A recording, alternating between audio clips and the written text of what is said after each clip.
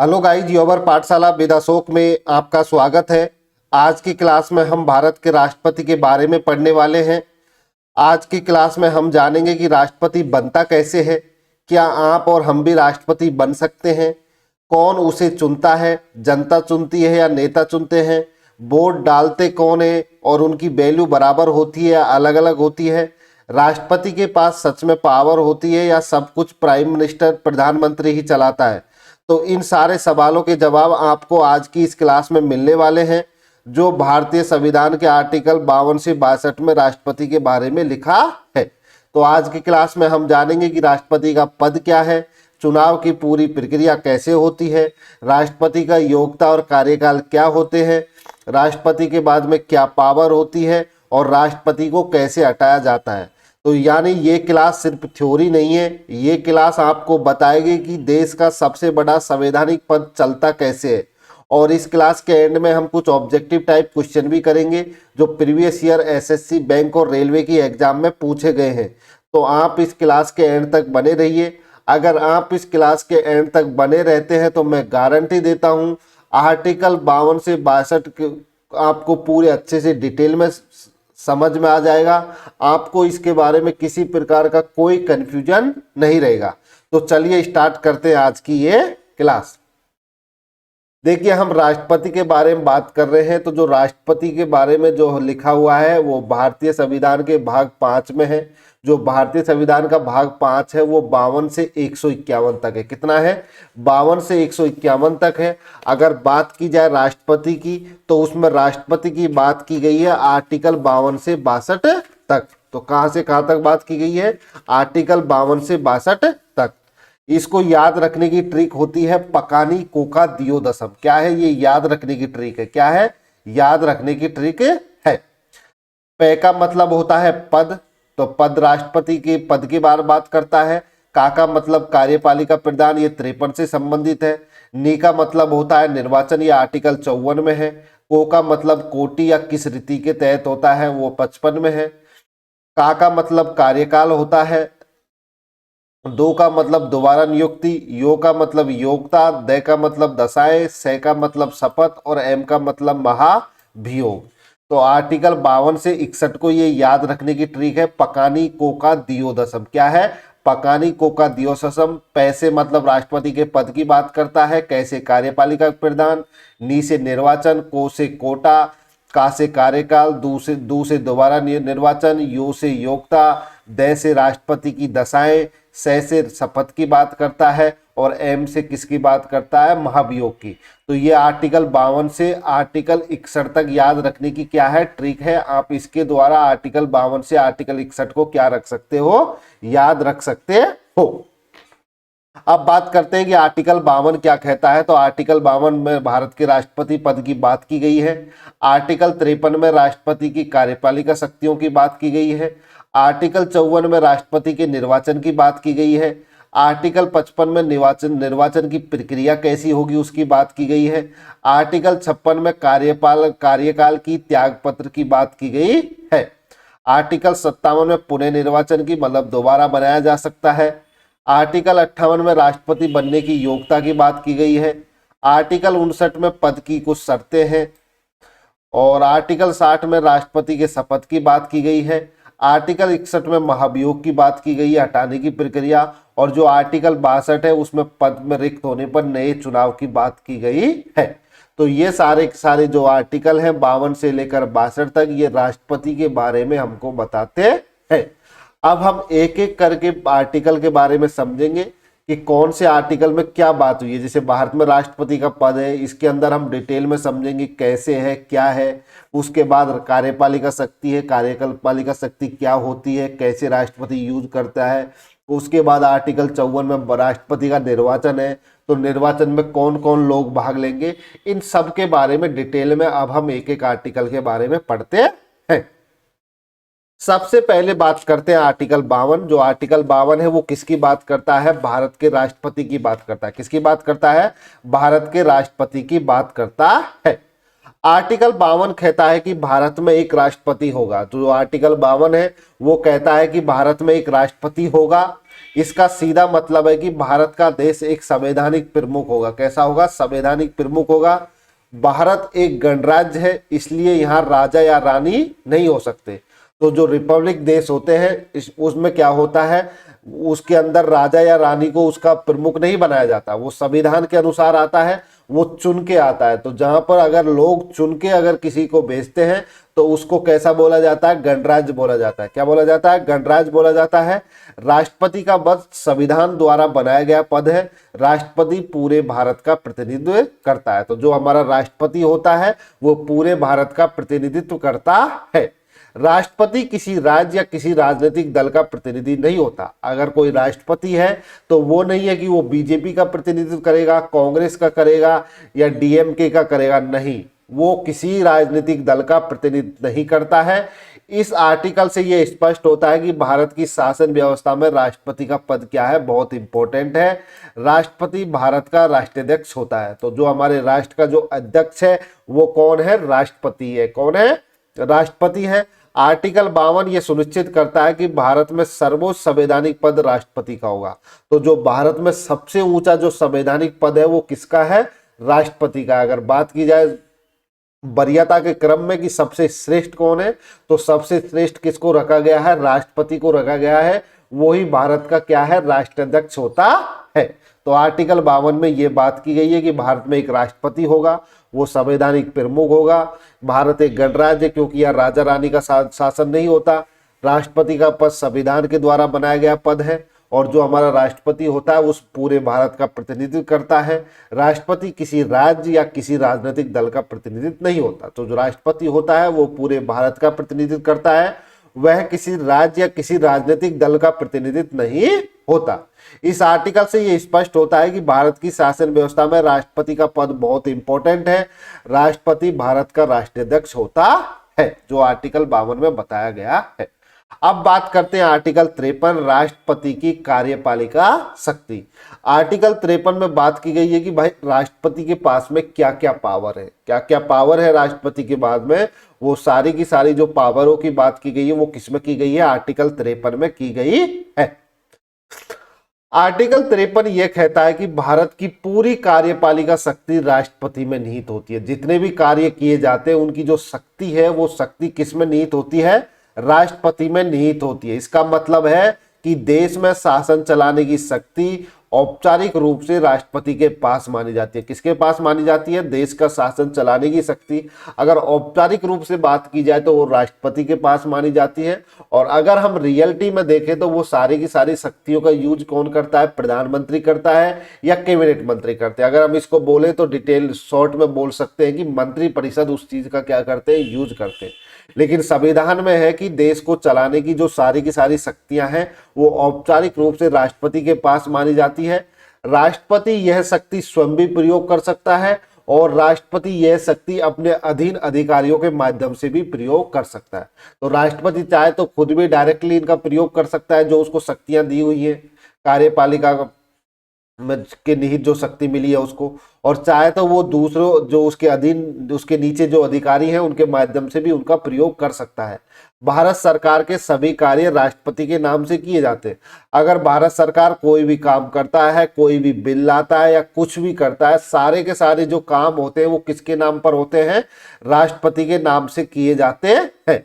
इसका अर्थ यह है कि राष्ट्रपति भारत का सर्वोच्च सेनाध्यक्ष होता है। क्या होता है? अगर बात की जाए तो राष्ट्रपति भारत का सर्वोच्च सेनाध्यक्ष होता है।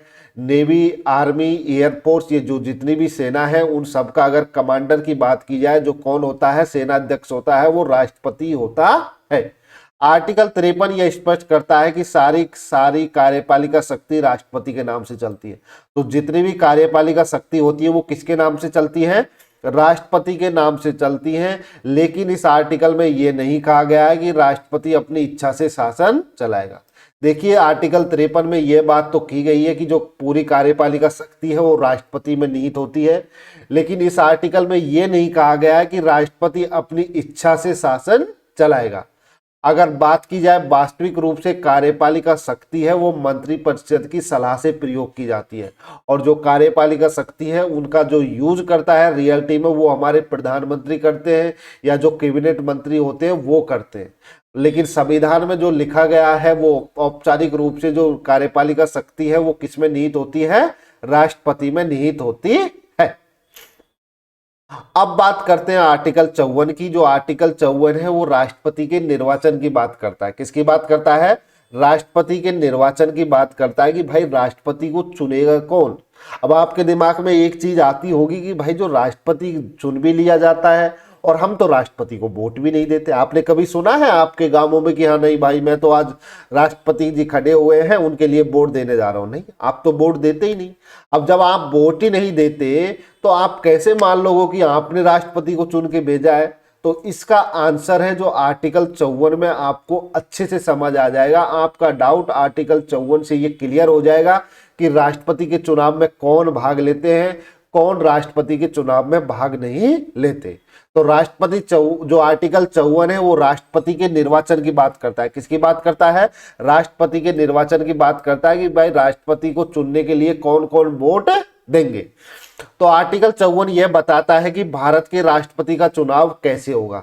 तो आर्टिकल 54 में भारत के राष्ट्रपति के चुनाव की बात की गई है। राष्ट्रपति का चुनाव जनता सीधे नहीं करती। देखिए इसमें लिखा हुआ है जो राष्ट्रपति का चुनाव होता है वो जनता सीधे नहीं करती है। राष्ट्रपति का चुनाव एक निर्वाचन मंडल द्वारा किया जाता है। तो राष्ट्रपति का जो चुनाव होता है उसमें जनता सीधा नहीं करती है। जैसे हम हमारे एमएलए होते हैं, एमपी को डायरेक्ट क्या देते हैं? वोट देते हैं। जैसे हमारे गांव में कोई सरपंच खड़ा होता है तो हम उसको डायरेक्टली क्या देती है? जनता वोट देती है। लेकिन राष्ट्रपति के उसमें ऐसा नहीं है। जो राष्ट्रपति का चुनाव होता है उसमें जनता सीधे वोट नहीं डालती है, जबकि राष्ट्रपति का चुनाव एक निर्वाचन मंडल के द्वारा किया जाता है। किसके द्वारा किया जाता है? एक निर्वाचन मंडल होता है, वो ही राष्ट्रपति को चुनता है। अब बात की जाए तो ये निर्वाचन मंडल में कौन कौन होते हैं? तो निर्वाचन मंडल में लोकसभा के निर्वाचित सदस्य शामिल होते हैं। कौन शामिल होते हैं? लोकसभा के निर्वाचित सदस्य शामिल होते हैं। इस निर्वाचन मंडल में राज्यसभा के निर्वाचित सदस्य शामिल होते हैं। तो याद रखिए लोकसभा के निर्वाचित सदस्य शामिल होंगे और राज्यसभा के निर्वाचित सदस्य शामिल होंगे, और इस निर्वाचन मंडल में सभी राज्यों की विधानसभाओं के निर्वाचित सदस्य भी शामिल होते हैं। तो इस निर्वाचन मंडल में लोकसभा के निर्वाचित सदस्य, राज्यसभा के निर्वाचित सदस्य और सभी राज्यों की विधानसभाओं के निर्वाचित सदस्य शामिल होते हैं। अब आपके दिमाग में आएगा कि सर ये निर्वाचित सदस्य का मतलब क्या है? देखिए संविधान में कुछ प्रोविजन है, कुछ लोग निर्वाचित किए जाते हैं और कुछ जो होते हैं वो या तो राष्ट्रपति के द्वारा या राज्यपाल के द्वारा क्या किए जाते हैं? मनोनीत किए जाते हैं। क्या किए जाते हैं? मनोनीत किए जाते थे। पहले जो लोकसभा में थी, लोकसभा में जो 2 सदस्य होते थे वो राष्ट्रपति के द्वारा क्या किए जाते थे? चुने जाते थे। उनको राष्ट्रपति चुन लेता था। वो राष्ट्रपति में विवेक पे निर्भर करता है किसको चुनना है किसको नहीं चुनना है। वो एंग्लो इंडियन के लिए 2 सीटें थी। इसी तरह राज्यसभा में जो राष्ट्रपति है वो कितने सदस्यों को चुन सकता है, कितने सदस्यों को मनोनीत कर सकता है? तो राज्यसभा में राष्ट्रपति 12 सदस्यों को क्या कर सकता है? मनोनीत कर सकता है। तो अगर ये मनोनीत सदस्य है राष्ट्रपति के चुनाव में भाग लेंगे तो भाई ये तो राष्ट्रपति का फेवर करेंगे ना। तो इसीलिए जो मनोनीत सदस्य होते हैं वो राष्ट्रपति के चुनाव में भाग नहीं लेते। इसीलिए यहाँ लिखा हुआ है लोकसभा के निर्वाचित सदस्य और राज्यसभा के निर्वाचित सदस्य। अगर मनोनीत सदस्य भी भाग लेते तो यहाँ लिखा होता लोकसभा के सदस्य और राज्यसभा के सदस्य। लेकिन याद रखिए जो राष्ट्रपति का निर्वाचन मंडल होता है उसमें ना तो लोकसभा के मनोनीत सदस्य भाग लेते हैं, ना ही राज्यसभा के मनोनीत सदस्य भाग लेते हैं, और ना ही किसी राज्य की विधानसभाओं के मनोनीत सदस्य भाग लेते हैं। क्योंकि जो राज्य की विधानसभा होती है वहां पे कौन चुनता है? राज्यपाल चुनता है। तो इसीलिए जितने भी निर्वाचित सदस्य होते हैं वही जो राष्ट्रपति के निर्वाचन मंडल में शामिल होते हैं। मनोनीत सदस्यों को राष्ट्रपति के निर्वाचन मंडल में शामिल नहीं किया जाता है। और बात की जाए इस निर्वाचन मंडल में केंद्र शासित प्रदेशों के निर्वाचित सदस्य भी शामिल होते हैं यदि संसद ने ऐसा प्रावधान किया हो। तो इसी प्रावधान के अनुसार दिल्ली और पांडिचेरी के जो सदस्य होते हैं केंद्र शासित प्रदेश वो राष्ट्रपति के चुनाव में क्या लेते हैं? भाग लेते हैं। आर्टिकल 54 ये सुनिश्चित करता है कि राष्ट्रपति का चुनाव संघीय ढांचे से होगा। इस आर्टिकल का उद्देश्य केंद्र और राज्यों दोनों की भागीदारी से राष्ट्रपति का चुनाव कराना है। अब इसमें केंद्र और राज्य दोनों की भागीदारी कैसी होगी? देखिए, केंद्र के अंदर लोकसभा के निर्वाचित सदस्य हो गए और राज्यसभा के निर्वाचित सदस्य हो गए, उन्होंने भाग ले लिया। लेकिन राज्यों के अंदर जो विधानसभाएं होती है उनके भी तो निर्वाचित सदस्य भाई इसमें भाग ले रहे हैं राष्ट्रपति को चुनने में, निर्वाचन मंडल में। तो जब वो भी इसमें भाग ले रहे हैं तो इसका मतलब राष्ट्रपति को चुनने में केंद्र और राज्य दोनों की भागीदारी क्या है? समान है। राष्ट्रपति का चुनाव करने के लिए केंद्र और राज्यों की भागीदारी को क्या रखा गया है? एकदम समान रखा गया है। दोनों ही अपनी अपनी क्या दे, उसमें भागीदारी दे। तो ये किस में बात की गई है? आर्टिकल 54 में। तो आर्टिकल 54 में राष्ट्रपति की किसकी बात की गई है? निर्वाचन की बात की गई है। राष्ट्रपति को जनता सीधे नहीं चुनती, बल्कि एक निर्वाचन मंडल होता है, उस निर्वाचन मंडल के तहत चुने जाते हैं। उस निर्वाचन मंडल में लोकसभा के निर्वाचित सदस्य, राज्यसभा के निर्वाचित सदस्य और सभी राज्यों की विधानसभाओं के निर्वाचित सदस्य होते हैं। और इसके साथ साथ ही दिल्ली और पांडिचेरी जो केंद्र शासित प्रदेश है उनके जो सदस्य होते हैं वो भी इसमें क्या लेते हैं? भाग लेते हैं। तो ये याद रखिए। इसमें सबसे इंपॉर्टेंट याद रखने की है कि निर्वाचित सदस्य भाग लेते हैं या मनोनीत। तो याद रखिए, राष्ट्रपति के चुनाव में कोई भी मनोनीत सदस्य भाग नहीं लेता है। तो नामांकित सदस्य राष्ट्रपति के चुनाव में भाग नहीं लेते हैं। अब हम बात करते हैं राष्ट्रपति के निर्वाचन की। आर्टिकल जो 55 है वो राष्ट्रपति के निर्वाचन की प्रक्रिया बताता है। क्या बताता है? राष्ट्रपति के निर्वाचन की प्रक्रिया। आर्टिकल 55 राष्ट्रपति के चुनाव की पूरी प्रक्रिया बताता है। यह आर्टिकल ये सुनिश्चित करता है कि राष्ट्रपति का चुनाव निष्पक्ष और संतुलित तरीके से होना चाहिए। तो आर्टिकल 55 है वो राष्ट्रपति के निर्वाचन की प्रक्रिया बताता है और यह सुनिश्चित करता है कि राष्ट्रपति का चुनाव निष्पक्ष और संतुलित तरीके से हो। इस आर्टिकल का मुख्य उद्देश्य केंद्र और राज्यों के चुनावों को समान महत्व देना है। तो जो आर्टिकल 55 है वो राष्ट्रपति के निर्वाचन की प्रक्रिया बताता है कि राष्ट्रपति का निर्वाचन किस प्रक्रिया के तहत होगा। तो इसके अंदर राष्ट्रपति के निर्वाचन की प्रक्रिया के बारे में बताया गया है। यह आर्टिकल यह सुनिश्चित करता है कि राष्ट्रपति का चुनाव निष्पक्ष और संतुलित तरीके से हो। इस आर्टिकल का मुख्य उद्देश्य केंद्र और राज्यों को चुनाव में समान महत्व देना है। राष्ट्रपति का चुनाव समानुपातिक प्रतिनिधित्व प्रणाली से किया जाता है। ये याद रखिए, एग्जाम में पूछा जाता है कि राष्ट्रपति का चुनाव कैसे होता है। तो राष्ट्रपति का चुनाव समानुपातिक प्रतिनिधित्व प्रणाली से किया जाता है। इसका मतलब है कि चुनाव ऐसा हो जिससे किसी एक पक्ष का क्या नहीं हो? वर्चस्व ना बने, किसी एक पक्ष का वर्चस्व ना बने। मान लीजिए जिस स्टेट की जनसंख्या ज्यादा है उस स्टेट का महत्व ज्यादा होना चाहिए, उसका वोट बैंक। जिस स्टेट की जनसंख्या कम है उसका वोट बैंक कम होना चाहिए। तो राष्ट्रपति का चुनाव किस से होता है? समानुपातिक प्रतिनिधित्व प्रणाली। राष्ट्रपति के चुनाव में एकल संक्रमणीय मत प्रणाली अपनाई जाती है। कौन सी मत प्रणाली अपनाई जाती है? एकल संक्रमणीय मत प्रणाली। अभी एकल संक्रमणीय मत प्रणाली होती कैसे? सपोज कीजिए, मान लीजिए 3 आदमी खड़े हुए हैं राष्ट्रपति के चुनाव में। एक राम है, एक सुरेश है और एक मोहन है। ठीक है। अब जैसे आप जब इलेक्शन में वोट देते हो तो आप राम को वोट दोगे या सुरेश को दोगे या मोहन को देते हो, जब हमारे एमपी एमएलए के चुनाव होते हैं। लेकिन राष्ट्रपति के चुनाव में ऐसा नहीं होता। राष्ट्रपति के चुनाव में आपको क्या देनी होती है? प्रेफरेंस देनी होती है। क्या देनी होती है? 1 नंबर, 2 नंबर और 3 नंबर। अब मान लीजिए आपने राम को 1 दिया, सुरेश को 2 दिया, मोहन को 3 दिया। अब कोई दूसरा एमएलए है, उसने इसको 2 दिया, इसको 1 नंबर दिया और इसको 3 नंबर दिया। तो इसमें क्या होता है? आप किसी एक को नहीं देते, आपको नंबरिंग करनी होती है कि आप फर्स्ट प्रेफरेंस पे किसको रखना चाहते हैं, सेकंड प्रेफरेंस पे किसको रखना चाहते हैं और थर्ड प्रेफरेंस पे किस पे रखना चाहते हैं। ये किस पे चलता है? प्रेफरेंस पे चलता है। इसीलिए इसको बोला जाता है एकल संक्रमणीय मत प्रणाली। तो राष्ट्रपति के चुनाव में एकल संक्रमणीय मत प्रणाली अपनाई जाती है और राष्ट्रपति का चुनाव समानुपातिक प्रतिनिधित्व प्रणाली से किया जाता है। तो राष्ट्रपति का चुनाव समानुपातिक प्रतिनिधित्व प्रणाली से होता है और राष्ट्रपति के चुनाव में एकल संक्रमणीय मत प्रणाली अपनाई जाती है। अब एकल संक्रमण मैंने आपको बता दिया, इसका मत होता है कि मतदाता अपनी पहली, दूसरी और तीसरी पसंद के अनुसार क्या देता है? वोट देता है। इसमें मतदाता क्या चुनता है? प्रेफरेंस चुनता है।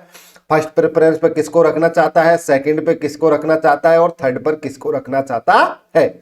अगर किसी उम्मीदवार को पहली गिनती में पर्याप्त वोट नहीं मिलते तो दूसरी और तीसरी पसंद के वोट जोड़े जाते हैं। अगर मान लीजिए 3 उम्मीदवार खड़े हुए हैं, अगर किसी उम्मीदवार को पहली गिनती में पर्याप्त वोट नहीं मिलते तो उसकी सेकंड और थर्ड प्रेफरेंस जिन लोगों ने दी है उनके वोट उसमें जोड़ दिए जाते हैं। तो ये क्या होता है, राष्ट्रपति के चुनाव में एकल संगणीय मत प्रणाली अपनाई जाती है और राष्ट्रपति का चुनाव समानुपातिक प्रतिनिधित्व प्रणाली से किया जाता है।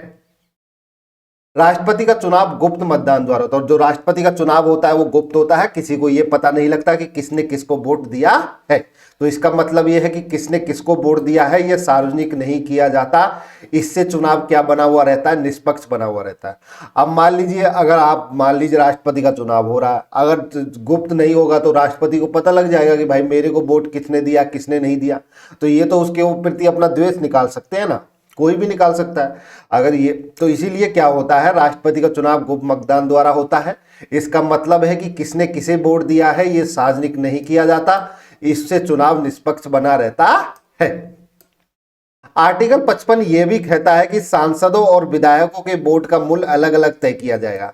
और आर्टिकल 55 में ये कहा गया है कि सांसद और जो विधायक होते हैं, सांसद जो एमपी होते हैं जिनको मेंबर ऑफ पार्लियामेंट बोला जाता है, और जबकि विधायक को हम क्या बोलते हैं, मेंबर ऑफ लेजिस्लेटिव असेंबली या एमएलए बोलते हैं। याद रखिए अब ये एमपी एमएलए क्या होते हैं, जब हम आगे डिटेल में इनके बारे जो लोकसभा राज्यसभा विधानसभा विधान परिषद के बारे में पढ़ेंगे वहां अच्छे से बताइए। यहाँ इतना याद रखिए, सांसद का मतलब एमपी है और विधायक का मतलब किससे होता है, एमएलए से होता है।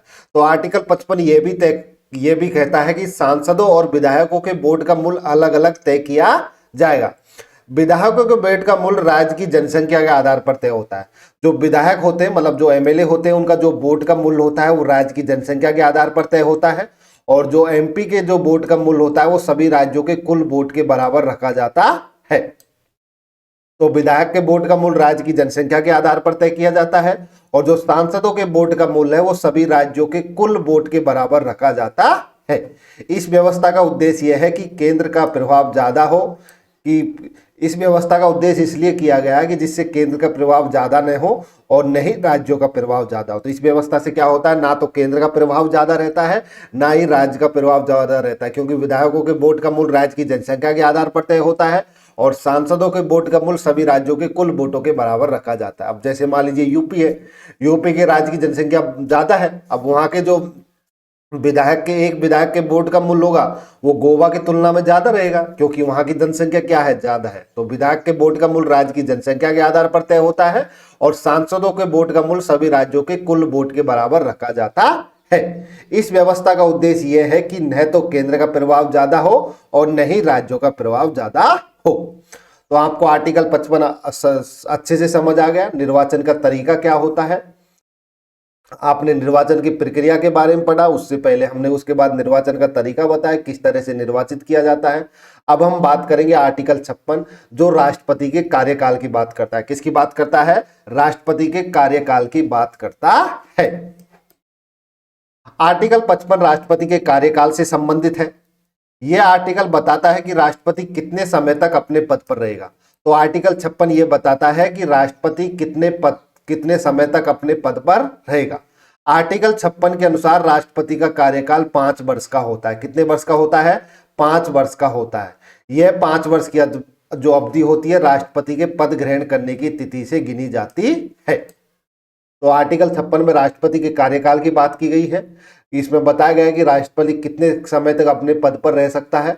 तो आर्टिकल 56 के अनुसार राष्ट्रपति का कार्यकाल 5 साल का होता है। यह 5 वर्ष की जो अवधि होती है वो राष्ट्रपति के जो शपथ ग्रहण होता है उस तिथि से गिनी जाती है।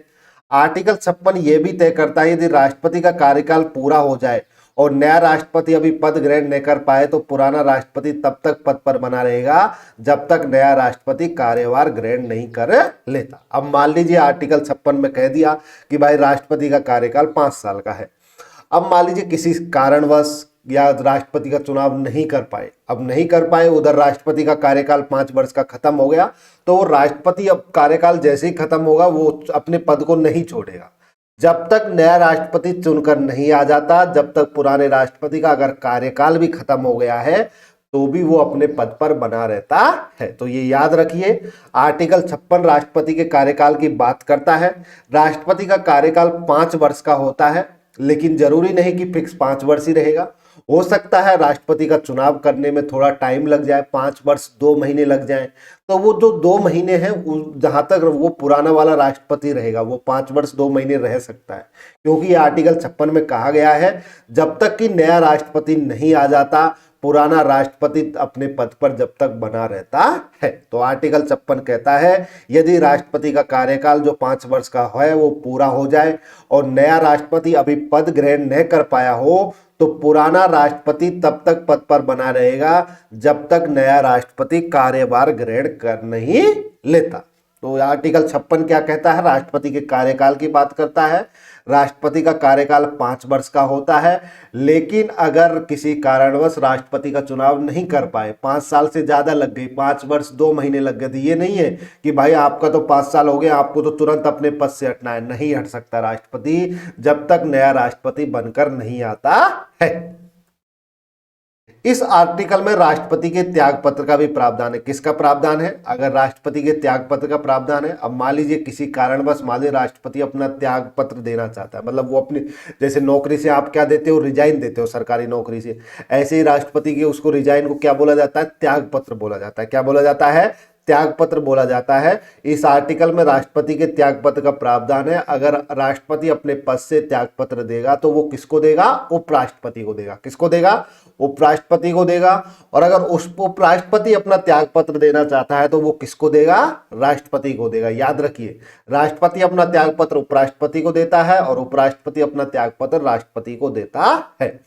तो आर्टिकल 56 यह भी स्पष्ट करता है कि राष्ट्रपति को उसके पद से महाभियोग की प्रक्रिया द्वारा हटाया जा सकता है।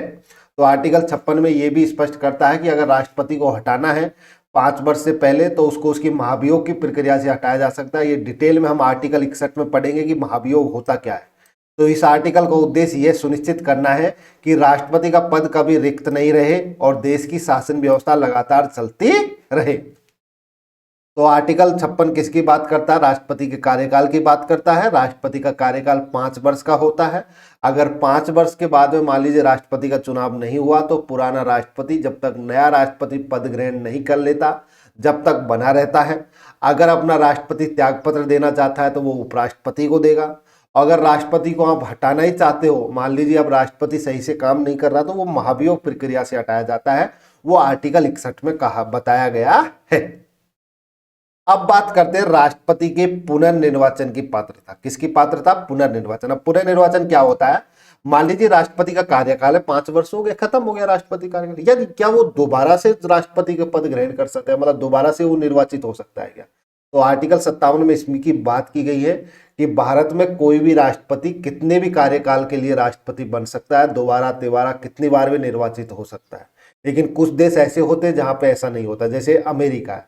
अमेरिका में जो एक राष्ट्रपति होता है वो 2 बार ही बन सकता है। कितनी बार बन सकता है, 2 बार। जैसे बराक ओबामा राष्ट्रपति थे, वो 2 बार बनने के बाद 2 बार राष्ट्रपति नहीं बन पाएंगे। अब जैसे डोनाल्ड ट्रंप है, डोनाल्ड ट्रंप एक बार पहले कार्यकाल में बन गए, अब उनका ये दूसरा कार्यकाल है, दोबारा वो राष्ट्रपति बने, तिबारा वो राष्ट्रपति नहीं बन सकते। लेकिन हमारे भारत के संविधान में पुनर्निर्वाचन की पात्रता की बात की गई है। आर्टिकल 57 में बताया गया है कि राष्ट्रपति कितनी बार भी चुना जा सकता है। तो आर्टिकल 57 यह बताता है कि राष्ट्रपति दोबारा भी चुना जा सकता है। कैसे चुना जा सकता है, दोबारा भी चुना जा सकता है। आप उसको तिबारा भी चुन सकते हो, चौथी बार भी चुन सकते हो। तो इस आर्टिकल के अनुसार राष्ट्रपति के पुनर्निर्वाचन का कोई लिमिट नहीं है कि आप एक बार ही बन सकते हो या 2 बार बन सकते हो। आप जितनी बार आपके फेवर में वोट जाता है उतनी बार आप राष्ट्रपति बनिए, कोई दिक्कत नहीं है। इसका अर्थ है कि एक ही व्यक्ति कई बार राष्ट्रपति बन सकता है। संविधान ये नहीं कहता कि राष्ट्रपति केवल 2 बार ही बन सकता है। तो हमारे संविधान में ऐसा कोई प्रावधान नहीं है कि राष्ट्रपति 2 बार ही बन सकता है, जितनी बार भी बनना चाहे उतनी बार बन सकता है। हर बार राष्ट्रपति का चुनाव संवैधानिक प्रक्रिया से ही होगा, मतलब जो संवैधानिक प्रक्रिया होगी उसी के तहत राष्ट्रपति का चुनाव होगा। यह आर्टिकल राष्ट्रपति को पुनः चुनाव लड़ने की अनुमति देता है। यह आर्टिकल राष्ट्रपति को स्वतः पद पर बने रहने का अधिकार नहीं देता। मतलब ये नहीं है कि आप स्वतः पद पर बने हुए हैं, आपका 5 साल का कार्यकाल हो गया, फिर जब भी आप बैठे हुए, अगर आपको अगर दोबारा से आप चुनाव में खड़े होते हो, दोबारा जीतते हो, तो ही आप दोबारा राष्ट्रपति बन सकते हो। आप ऐसा नहीं कह सकते कि मैं पहले से राष्ट्रपति हूं, मैं अब दूसरे कार्यकाल में मैं ही राष्ट्रपति रहता हूं। आप ऐसा नहीं कह सकते। इलेक्शन होगा संवैधानिक प्रक्रिया के तहत, अगर आप दोबारा बन के आते हो तो दोबारा बन सकते हो। अगर तीसरी बार भी आप बन के आते हो, संवैधानिक प्रक्रिया के तहत इलेक्शन कराया जाएगा तो भी आप बन सकते हो। तो ये आर्टिकल राष्ट्रपति को स्वतः पद पर बने रहने का अधिकार नहीं देता। राष्ट्रपति बनने के लिए हर बार चुनाव जीतना जरूरी है। अब ये नहीं है आप एक बार राष्ट्रपति का चुनाव जीत गए, दूसरी बार भी आप राष्ट्रपति बने रह गए, तीसरी बार भी बने रह गए। जितनी बार आपको राष्ट्रपति बनना है उतनी बार राष्ट्रपति का चुनाव आपको जीतना है। यह व्यवस्था लोकतांत्रिक सिद्धांत पर आधारित है। अब बात करते हैं आर्टिकल 58 की। आर्टिकल 58 राष्ट्रपति बनने की क्या बताता है? योग्यता बताता है। क्या बताता है? योग्यता बताता है। अब जैसे तो मान लीजिए अब आपके दिमाग में आएगा यार मैं ही राष्ट्रपति का चुनाव लड़ लेता हूं, क्या दिक्कत है? उसकी क्या है? कुछ योग्यता है। अगर आपके अंदर वो योग्यता है तो आप राष्ट्रपति का चुनाव लड़ सकते हो। अब ये नहीं है कि कल के लिए 50 आदमी राजस्थान से चले जाएं, पार्लियामेंट में बोले कि हम राष्ट्रपति के चुनाव के लिए खड़े रह रहे हो। ऐसा नहीं होता। उसकी एक योग्यता होती है। आपको समर्थन मिलना चाहिए। क्या मिलना चाहिए? आपको जो एमपी का समर्थन मिलना चाहिए। कुछ भाग एमपी का आपको समर्थन मिलेगा, कुछ अनुमोदन करेंगे, कुछ आपको प्रस्तावित करेंगे, तो ही आप राष्ट्रपति के चुनाव के लिए लड़ोगे। अब ऐसे नहीं है आप डायरेक्ट मुंह धो के खड़े होके चले गए और राष्ट्रपति का चुनाव लड़ने लग गए, अपना इलेक्शन प्रचार करने लगे। ऐसा नहीं होता। राष्ट्रपति की कुछ योग्यता होती है बनने की। हम वो बात आर्टिकल 58 में हम एक एक करेंगे कि क्या क्या राष्ट्रपति की योग्यताएं होती है। तो आर्टिकल 58 राष्ट्रपति बनने की योग्यता बताता है। क्या बताता है? राष्ट्रपति बनने की योग्यता बताता है। सबसे पहले राष्ट्रपति बनने के लिए व्यक्ति भारत का क्या होना चाहिए? नागरिक होना चाहिए। दूसरी बात, राष्ट्रपति बनने के लिए व्यक्ति की आयु कम से कम 35 वर्ष होनी चाहिए। कितनी होनी चाहिए? कम से कम 35 वर्ष होनी चाहिए। अगर 35 वर्ष से कोई छोटा है तो वो राष्ट्रपति का चुनाव नहीं लड़ सकता है। राष्ट्रपति बनने के लिए व्यक्ति लोकसभा का सदस्य बनने योग्य भी होना चाहिए। जो लोकसभा की योग्यता है उनका क्या होना चाहिए? बनने योग्य उसकी योग्यताएं होनी चाहिए। जो लोकसभा के सदस्य की क्या होती हैं? योग्यताएं होती हैं। जब हम लोकसभा के बारे में पढ़ेंगे वहां डिटेल में पढ़ेंगे कि लोकसभा के सदस्य की क्या योग्यता होती है। यहां बस इतना याद रखिए कि राष्ट्रपति बनने के लिए व्यक्ति लोकसभा का सदस्य बनने योग्य होना चाहिए। राष्ट्रपति बनने वाला व्यक्ति भारत सरकार के अधीन लाभ के पद पर नहीं होना चाहिए। अब जैसे मान लीजिए कोई राष्ट्रपति बन रहा है तो वो किसी भी भारत सरकार के अधीन कोई भी लाभ का पद है, कोई सरकारी नौकरी या कुछ भी कर रहा है, तो उसको उससे क्या देना पड़ेगा? त्यागपत्र देने पड़ेगा, जब भी वो भारत का राष्ट्रपति बन सकता है। तो यदि किसी व्यक्ति किसी लाभ के पद पर है तो उसे पहले वो पद छोड़ना होगा, उसके बाद ही वो राष्ट्रपति की क्या लेगा? शपथ लेगा।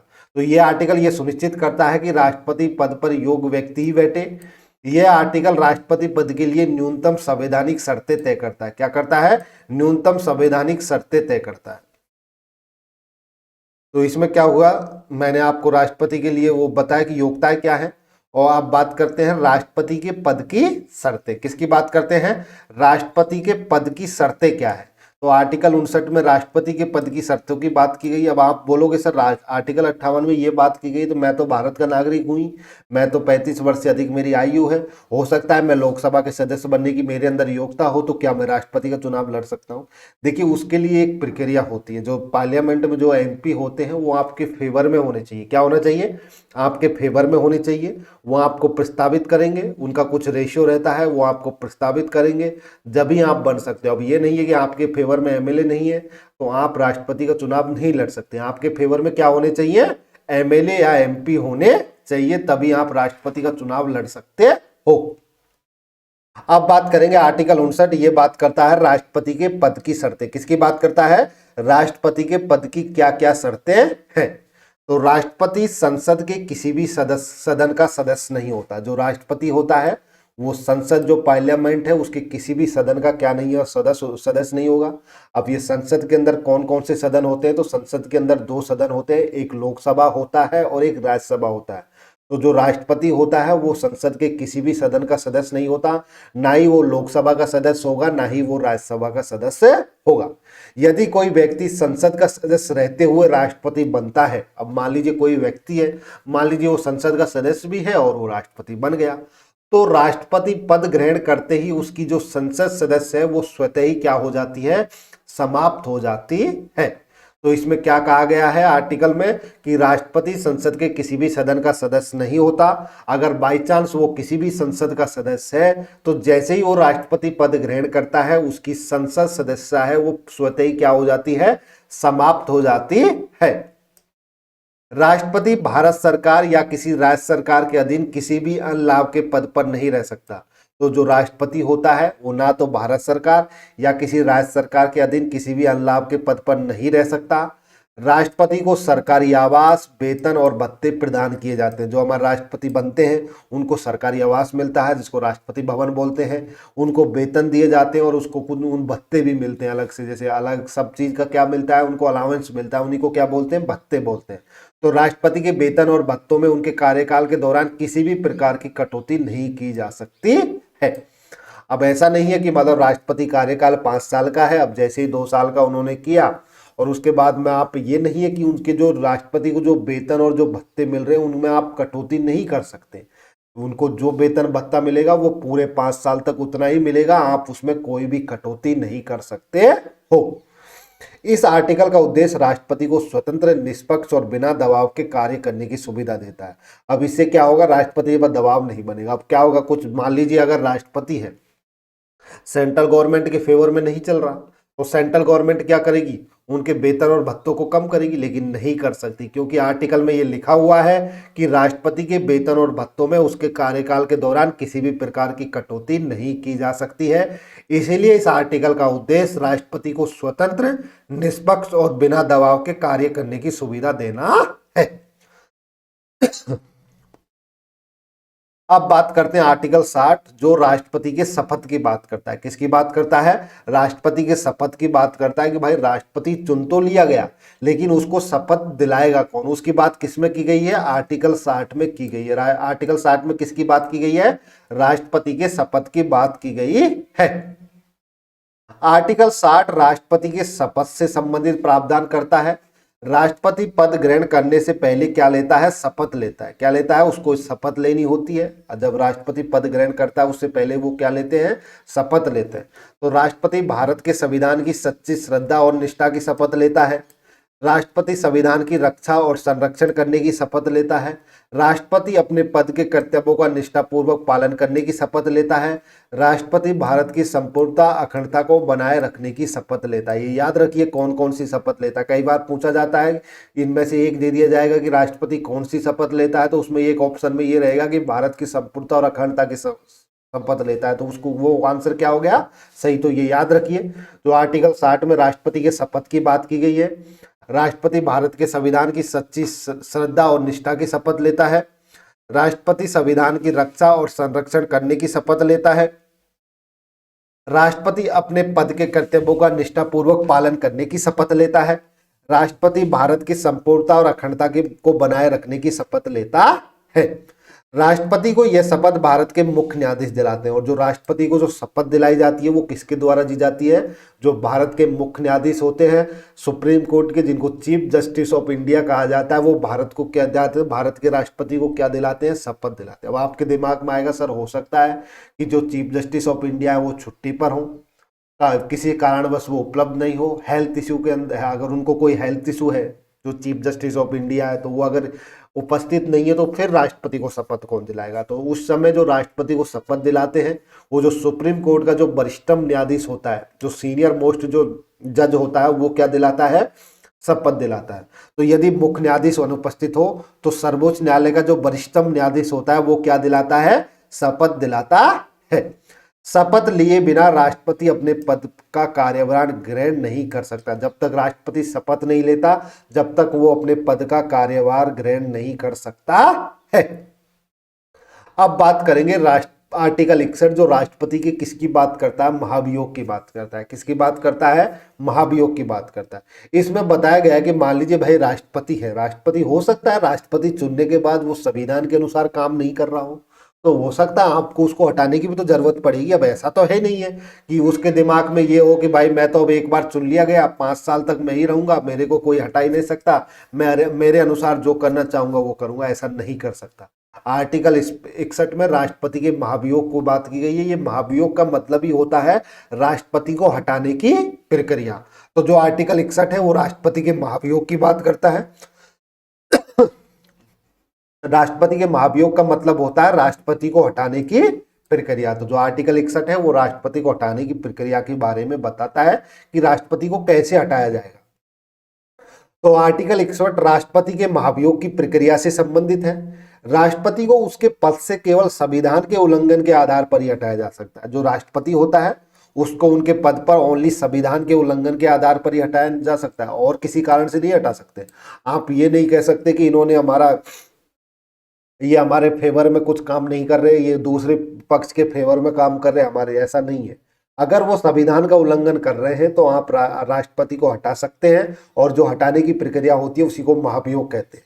तो महाभियोग की प्रक्रिया किसी भी संसद में शुरू की जाती है। मतलब आप किसी भी संसद में महाभियोग की प्रक्रिया को क्या कर सकते हो, शुरू कर सकते हो। अभी संसद क्या होता है, मान लीजिए राष्ट्रपति को हटाना है, तो आप पहले लोकसभा में इस बात की चर्चा कीजिए, राज्यसभा में, किसी में भी आप इसको क्या कर सकते हो, शुरू कर सकते हो। महाभियोग का प्रस्ताव संसद के किसी भी सदन में क्या किया जा सकता है, प्रस्तुत किया जा सकता है।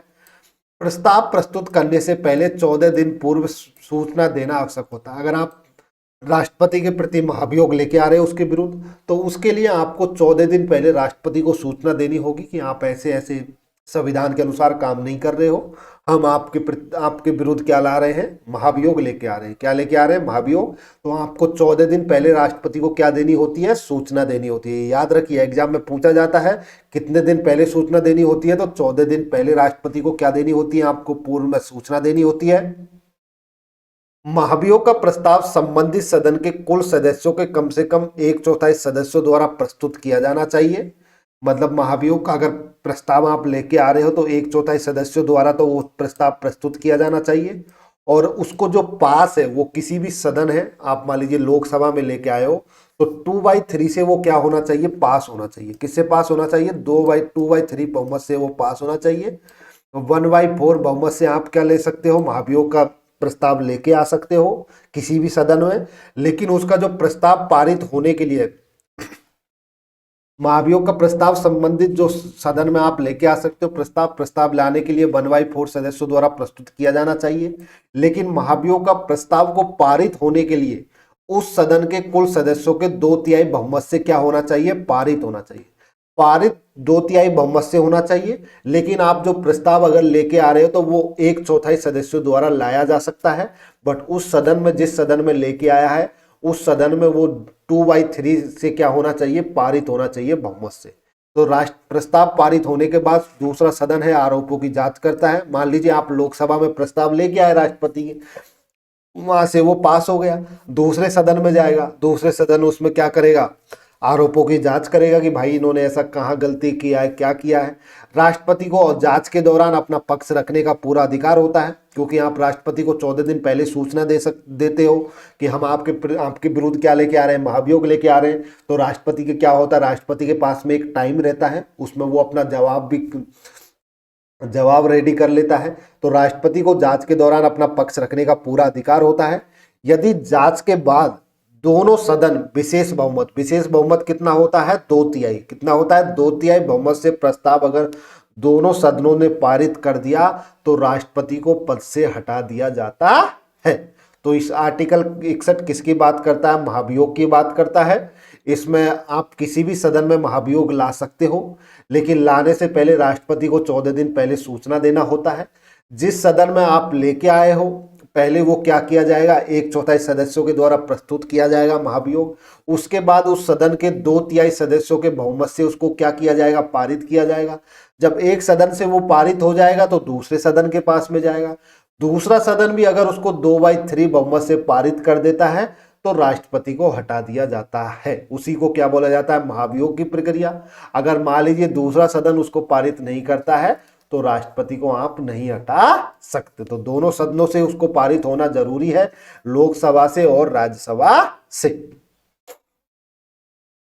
अब बात करते हैं आर्टिकल 62 की। जो आर्टिकल 62 बात करता है वो कहता है कि राष्ट्रपति का पद खाली होने की क्या व्यवस्था है। अब कई बार ऐसा भी हो सकता है कि मान लीजिए राष्ट्रपति का कार्यकाल तो बता दिया 5 साल का है, मान लीजिए ऐसा हो नहीं, मान लीजिए किसी कारणवश अगर राष्ट्रपति की मृत्यु हो जाती है या हो सकता है वो अपना त्याग पत्र दे देते हैं।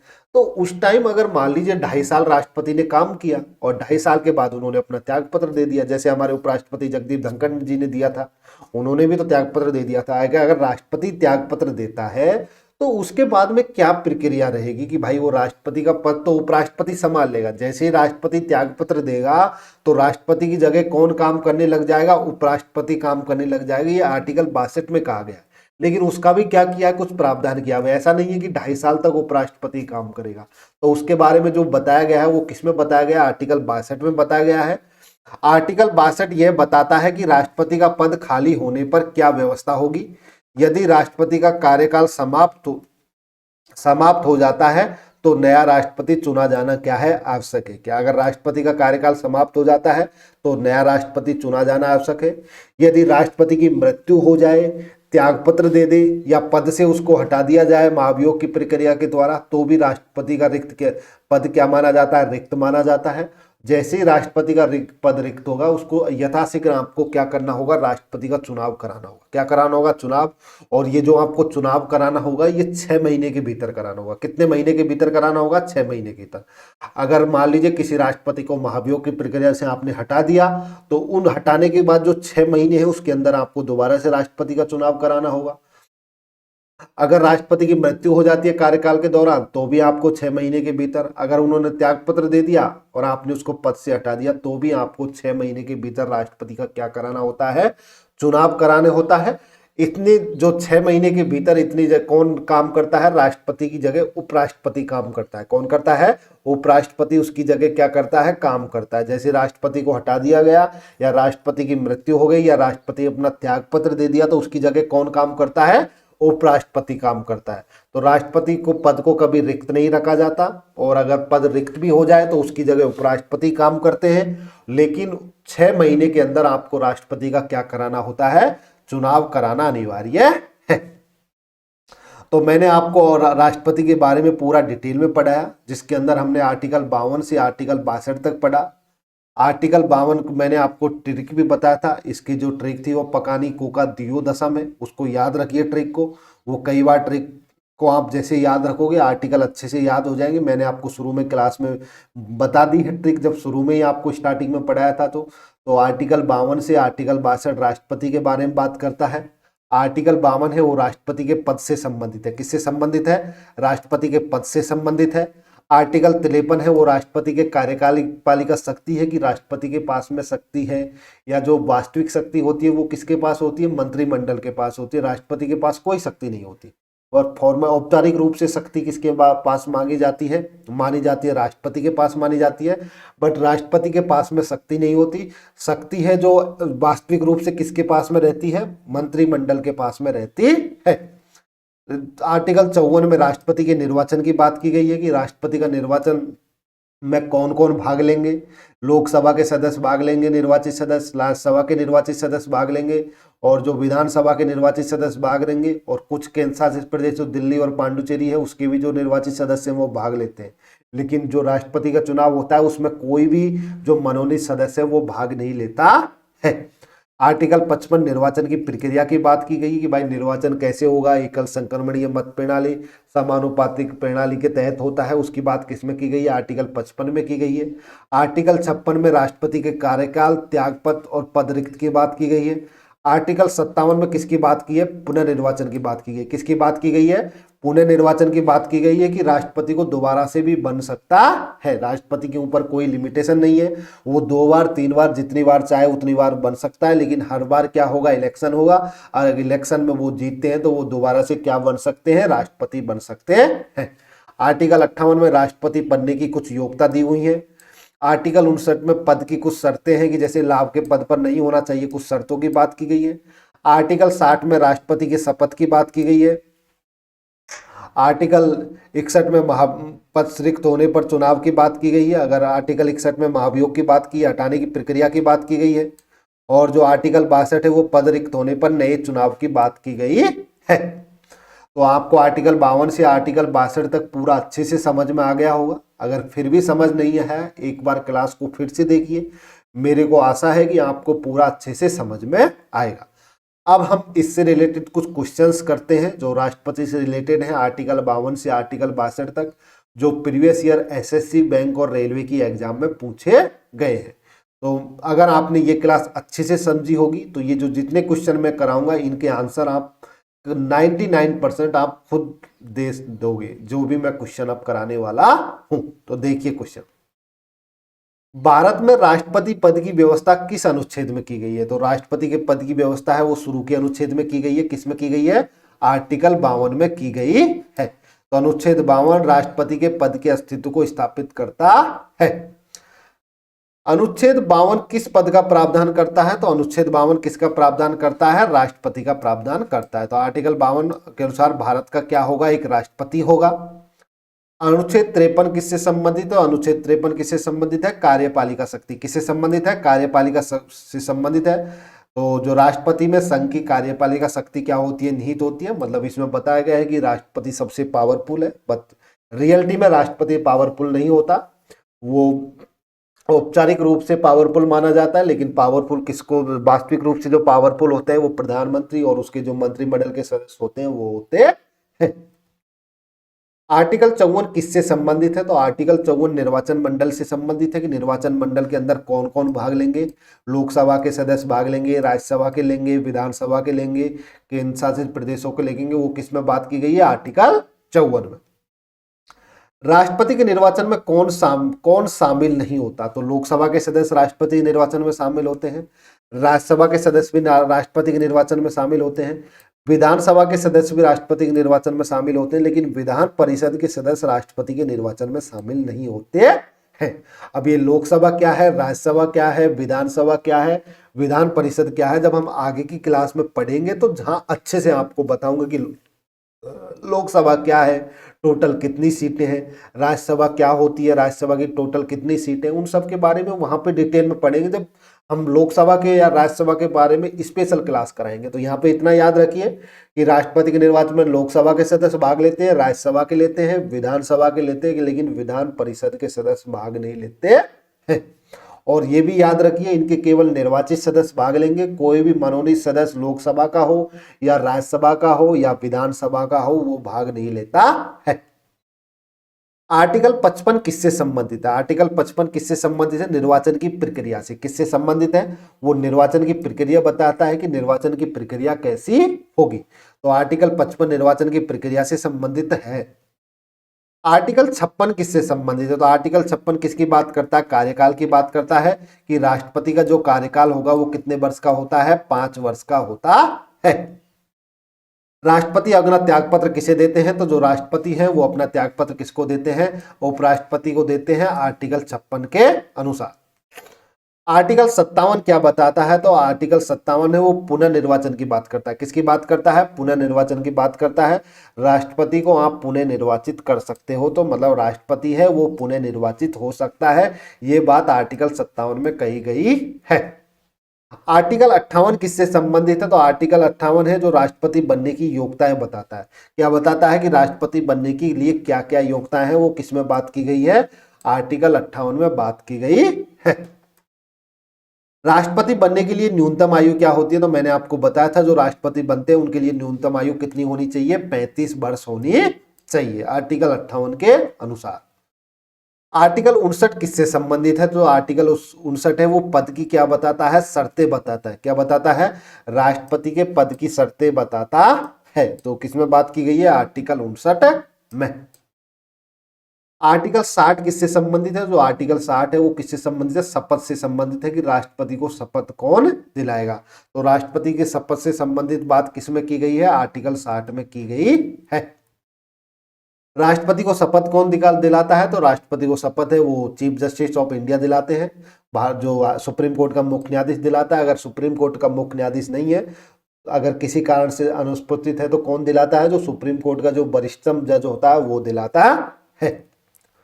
आर्टिकल 61 किससे संबंधित है? जो आर्टिकल 61 है वो महाभियोग से संबंधित है।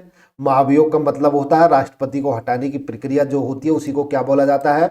महाभियोग, या इंग्लिश में इसको बोला जाता है इम्पीचमेंट। क्या बोला जाता है? इम्पीचमेंट। राष्ट्रपति पर महाभियोग किस आधार पर लगाया जाता है? तो जो राष्ट्रपति पर महाभियोग आप उसकी अयोग्यता के आधार पर नहीं लगा सकते, ना ही आप उसको भ्रष्टाचार के आधार पर या अनैतिकता के आधार पर, ओनली संविधान का अगर वो उल्लंघन कर रहे हैं तो उस आधार पर आप क्या लगा सकते हो? राष्ट्रपति पर महाभियोग लगा सकते हो। महाभियोग प्रस्ताव कहां से प्रारंभ हो सकता है? तो महाभियोग को आप किसी भी सदन से प्रारंभ कर सकते हो, आप लोकसभा से कर लीजिए या राज्यसभा से कर सकते हो। महाभियोग पारित करने के लिए कितने बहुमत की आवश्यकता होती है? अगर आपको महाभियोग को पारित करना है तो आपको 2/3 बहुमत से क्या होना चाहिए? पारित होना चाहिए। प्रस्ताव को आप 1/4 बहुमत से ला सकते हो। प्रस्ताव के लिए 1/4 ठीक है, लेकिन आपको अगर पारित करना है महाभियोग तो उसके लिए कितना चाहिए? 2/3 बहुमत से पारित होना चाहिए। तो इसका आंसर हो गया 2/3। आर्टिकल 62 किससे संबंधित है? जो आर्टिकल 62 है वो राष्ट्रपति के पद की रिक्ति से संबंधित है। किससे संबंधित है? राष्ट्रपति के पद की रिक्ति से संबंधित है। अगर राष्ट्रपति का पद खाली हो गया तो उसके चुनाव की बात करता है कि कितने महीने के अंदर उसका चुनाव करा लेना चाहिए, उसकी बात आर्टिकल 62 में की गई है। और आर्टिकल 62 कहता है कि 6 महीने के अंदर राष्ट्रपति का क्या हो जाना चाहिए? चुनाव हो जाना चाहिए। राष्ट्रपति की मृत्यु पर नया चुनाव कितने समय में होना चाहिए? तो 6 महीने में होना चाहिए। आर्टिकल 52 से 62 किस भाग में आते हैं? तो ये भाग 5 में आते हैं। जो हमारा भाग 5 है वो आर्टिकल 52 से आर्टिकल 151 तक है। तो आर्टिकल 52 से 62 किस में आते हैं? भाग 5 में आता है। राष्ट्रपति का कार्यकाल कब से शुरू होता है? तो चुनाव तिथि से या परिणाम तिथि से या अधिसूचना तिथि से या शपथ तिथि से? तो राष्ट्रपति का कार्यकाल होता है वो शपथ तिथि से माना जाता है। जब से जिस दिन राष्ट्रपति शपथ लेता है उसी दिन से उसका कार्यकाल क्या हो जाता है? स्टार्ट हो जाता है। राष्ट्रपति के कार्यकाल की गणना कितने वर्ष की होती है? तो जो राष्ट्रपति का कार्यकाल होता है वो कितने वर्ष का होता है? 5 वर्ष का होता है। राष्ट्रपति का पद खाली होने पर कौन कार्य करता है? अगर राष्ट्रपति का पद खाली हो जाता है, अगर वो त्याग पत्र दे दे या उनकी मृत्यु हो जाए या उनको हटा दिया जाए तो उसकी जगह कौन काम करता है? उपराष्ट्रपति करता है। तो उपराष्ट्रपति उस क्या बन जाता है? कार्यवाहक राष्ट्रपति बनता है। राष्ट्रपति को वेतन और भत्ते कहां से मिलते हैं? तो जो राष्ट्रपति को वेतन और भत्ते मिलते हैं वो भारत की संचित निधि से मिलते हैं। किससे मिलते हैं? भारत की संचित निधि से मिलते हैं। राष्ट्रपति पद के लिए अयोग्यता किससे संबंधित है? तो राष्ट्रपति पद के लिए जो अयोग्यता है वो किसमें है? योग्यता और अयोग्यता की बात किसमें की गई है? आर्टिकल 58 में की गई है। राष्ट्रपति की कार्यपालिका शक्ति का प्रयोग कौन करता है? तो मैंने आपको बताया था, जो राष्ट्रपति के कार्यपालिका शक्ति का उपयोग कौन करता है? मंत्रिपरिषद करता है। कौन करता है? मंत्रिपरिषद करता है। इनके अंदर एक कैबिनेट मंत्री, राज्य मंत्री और जो स्वतंत्र प्रभार राज्य मंत्री वो सारे के सारे मंत्रिपरिषद के अंदर आते हैं। तो राष्ट्रपति के कार्यकाल की शक्तियों का प्रयोग कौन करता है? मंत्रिपरिषद करता है। राष्ट्रपति पद की शपथ में किसकी रक्षा की बात होती है? तो राष्ट्रपति की जो पद की शपथ होती है उसमें वो किसकी बात करता है? संविधान की रक्षा की बात करता है। ना तो वो सरकार की रक्षा की बात करता है, ना ही न्यायपालिका की रक्षा की बात करता है, ना ही संसद की बात करता है। ओनली किसकी बात होती है? संविधान की रक्षा की बात होती है राष्ट्रपति की शपथ में। आर्टिकल 61 के अंतर्गत महाभियोग किस सदन में जांच करता है? तो महाभियोग किस में करता है? दूसरे सदन में जांच होती है। कौन सी होती है? पहला सदन होता है वो महाभियोग की प्रक्रिया से उसको पारित कर देता है 2/3 बहुमत से, लेकिन जो दूसरा सदन होता है वो उनके आरोपों की क्या करता है? जांच करता है। जैसे मान लीजिए लोकसभा है, लोकसभा में महाभियोग आया और महाभियोग है जो 2/3 बहुमत से क्या हो गया? पारित हो गया। तो पारित होने के बाद में वो राज्यसभा के पास जाएगा। तो राज्यसभा क्या करेगी? जो आरोप लगे हैं उनकी क्या करती है? जांच करती है। और जो राष्ट्रपति होते हैं वो अपना क्या देते हैं? जवाब देते हैं, क्योंकि उनको 14 दिन पहले ही सूचना लग जाती है कि भाई आपके विरुद्ध महाभियोग लेके आ रहे हैं। तो जो अनुच्छेद 61 के अनुसार महाभियोग किस सदन में जांच होता है? तो दूसरे सदन में जांच किया जाता है। पहले सदन ने अगर उसको पारित कर दिया तो दूसरे सदन उसकी जांच करता है आरोपों की। अगर जांच करने के बाद दूसरा सदन भी पाता है कि इन्होंने गलत किया है और 2/3 से वो बहुमत से वो पारित होता है कि इन्होंने संविधान का उल्लंघन किया है, और अगर दूसरा जो सदन होता है वो भी 2/3 बहुमत से पारित कर देता है तो राष्ट्रपति को हटा दिया जाता है। Thank you for watching this video. अगर आपको ये वीडियो अच्छे लगे तो वीडियो को लाइक कीजिए, अपने दोस्तों के साथ में शेयर कीजिए, और अगर चैनल पर पहली बार आए हो तो चैनल को सब्सक्राइब कर लीजिए। Thank you all of you.